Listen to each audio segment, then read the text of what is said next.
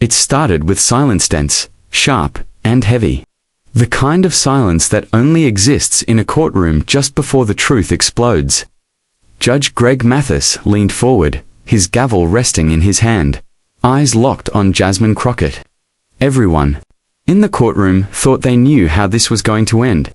A young woman in over her head, standing alone, facing a respected judge and a legal system that rarely offers second chances. But no one, not even Judge Mathis, was ready for what came next. Jasmine wasn't a typical defendant. She wasn't there because of a petty squabble or a bad decision. She was there defending her character, her name, and the life she had built with grit, sleepless nights, and unshakable determination. The case had all the drama of a made-for-TV courtroom, thriller-force accusations, betrayals by people she once called family, and a media circus hungry for her fall. But for Jasmine, this wasn't a spectacle. It was personal. 2 months earlier, Jasmine had uncovered financial misconduct within the non-profit organization she worked for.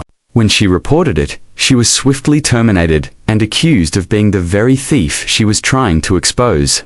The irony. The CEO who fired her was once her mentor, someone she trusted like a father. Her decision to speak up had cost her everything: her job, her apartment, her reputation. And now, it had led her here. From the start, the courtroom atmosphere was icy. Judge Mathis, known for his wit and no-nonsense demeanor, eyed Jasmine with cautious skepticism. The prosecution was confident. Their story painted Jasmine as an ambitious employee who let greed get the best of her. The evidence seemed damning. Spreadsheets, unexplained withdrawals, her digital signature on suspicious documents. It all pointed to guilt. But Jasmine hadn't come to beg for mercy. She came with something more powerful than a defense attorney or a well-paid legal team. Came armed with the truth and the raw power of her own voice. When her time to testify came, she rose slowly, shoulders back, eyes unwavering. Her hands trembled slightly, but her voice was clear. "Your Honor," she began, "I stand here not because I'm guilty, but because I refuse to stay silent." When silence was easier, she walked the court through every detail: how she noticed inconsistencies in the budgets, how she brought it up to her boss only to be shut down, and how she discovered a trail of emails and document revisions that suggested someone was framing her.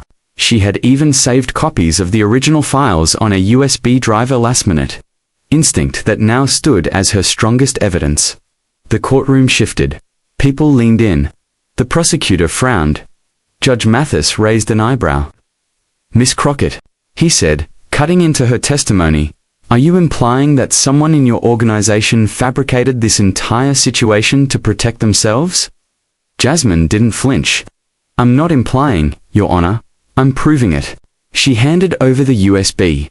Her heart pounded as a tech expert confirmed what she had said. Timestamps, login data, and metadata all showed the documents had been edited remotely using the CEO's credentials. The courtroom fell into a stunned silence. Judge Mathis leaned back, his face unreadable. For a long moment, he said nothing. Then he looked Jasmine dead in the eye and said, "You just turned this case on its head." The tide had turned. Over the next 2 hours, the courtroom watched a dramatic unraveling.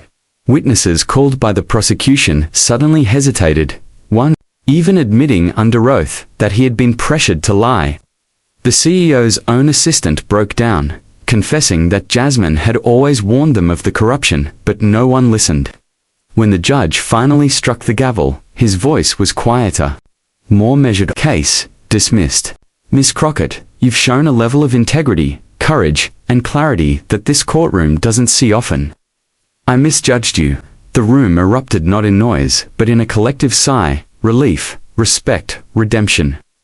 Outside the courtroom, Jasmine stood in the sunlight, the weight of months lifting from her shoulders. Reporters shouted questions, cameras flashed, but she didn't care about the headlines. What mattered was that she stood up for what was right and won. Her story quickly became more than just a legal victory. It became a symbol, a reminder that truth has power, and that, even when the system is stacked against you, courage can still rewrite the ending. She started a podcast called Truth Wins, sharing stories of others who fought for justice. She spoke at schools, legal workshops, and non-profit conferences. What was meant to break her became the foundation for something greater. Jasmine Crockett didn't just dominate in Judge Mathis' courtroom, she inspired a generation to rise, speak, and never let fear silence what's right. The lesson: even in your darkest hour, never underestimate the strength of your voice, because sometimes the unexpected turn is the one that leads you to your purpose.